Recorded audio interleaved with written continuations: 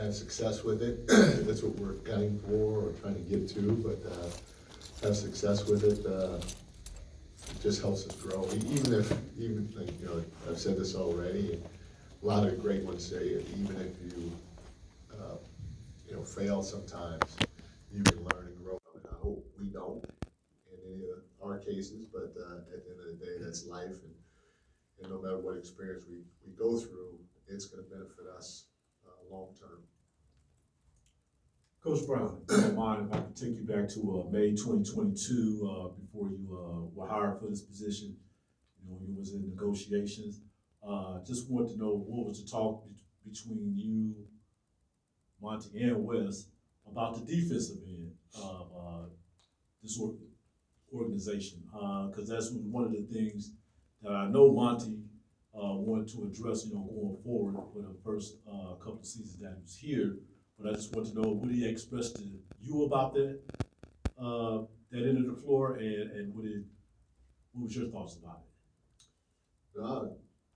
I just told him my vision for what I would try to bring to the table as a coach of the organization, and it was playing fast on the offensive end of the floor, especially knowing that you got a guy like Foxy out there and playing a lot of the DHO stuff, knowing that we had Sabonis out there, and then trying to be a physical defensive team that did it for 48 minutes, and we wanted to be good on both ends of the floor. I didn't know how long it would take or anything like that, but I felt that we had a chance to be pretty good on both ends of the floor. I also felt that for us, we're a playoff team, and that's the mindset that we needed to have from the start. And I think they were on board. They hired me, so I think they were on board. But I know that coming in, I didn't just talk about defense. I didn't just talk about offense. I talked about culture, both ends of the floor, in the playoffs, quite a bit. Hi, Mike. You got your game against the Raptors last week has kind of come up in the Jonte Porter situation, and I just wondered how surprised you were to learn that, and whether that's led to any kind of internal discussions or reminders about NBA policies and procedures. I know kind of what's going on, but I don't have a clue what you're talking about. That his situation came up in our game, because I don't follow it like that. I kind of know he is involved in some gambling stuff, but specific to our game, I couldn't answer that.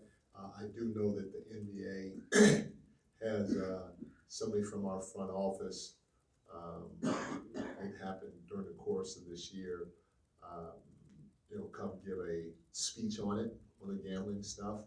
I don't know if they talk about it in players, in the Players Association meetings and stuff like that, because they have a lot of meetings that I'm not a part of. But I know I was a part of one where our players and our coaches all heard, it was either from Monty or Wes, about the rules on the gambling issue. But again, I can't speak on our Toronto Raptor game, because I don't follow it that closely. Mike, over here, right? If you'll indulge us for a sec, for those who don't get to watch you every night, was there a switch that was flipped defensively here? I mean, and obviously, as was mentioned, defense has always been kind of your calling card, and it wasn't always there last year, even though you were as successful as you were. But what's happened here in these last 10, 12 games that makes it look like a Mike Brown defense right now? Well, I truly believe from the beginning of last year we were trending the right direction. Now, we might hit a speed bump or two here and there throughout the course of the time, but we were getting better, and it showed in the playoffs. I thought our most consistent level of defending against our opponents was against the Warriors. We still weren't great, but we were a lot better than what we were in the regular season. We also brought a level of physicality to the game that we hadn't consistently done throughout the course of the year. And we made a few adjustments to our defense based on our personnel and a few changes, and we came and got back at it again this year. And you know, it's tough because this is the first time that the organization had success in many years. And you know, when you make changes or you emphasize something different, especially when you won a little bit in year one, it's going to cause concern. You know, a lot of people aren't going to feel it, and you know, sometimes as a coach, you gotta take chances, especially if you feel like you can get more from your team in different areas. And so we kept pushing. And now we didn't go away from the offense because we felt like we need to keep teaching there. We had some young guys that we were going to implement within it, and all that other stuff. The league was getting better on that end of the floor, so we had to try to be better. We knew it was going to be tough to be number one offensively 2 years in a row because not many teams have done that. But there was a ton of room to improve defensively, and so we kept working at it. We kept talking about it, and then you know, there was a point in the season too where we said, hey, you know what, we got to try to help these guys more, in terms of breaking our drills down to the minute details of how to possibly have some success when it comes to closeouts and defending in the post and stuff like that. And so we started even getting more detailed with our explanation defensively, and our guys just kept soaking it. And you could see throughout the course of the game, you know, even before All-Star break, we had some games not where we did it for 48 minutes, but we did it throughout the course of some of those games. And so now we started getting some film, and we're able to show examples of it. And the more film we got where we were doing it positively and it impacted us winning, our guys started to believe more in what we were telling them. And they went away from the All-Star break. They came back, and I tell you what, we started clicking then. And ever since then, we've been trending in the right direction. And we've won a handful of games based on our defense, you know, because it's hard in this league to win 122 to 128 every single night. We're not scoring that many points.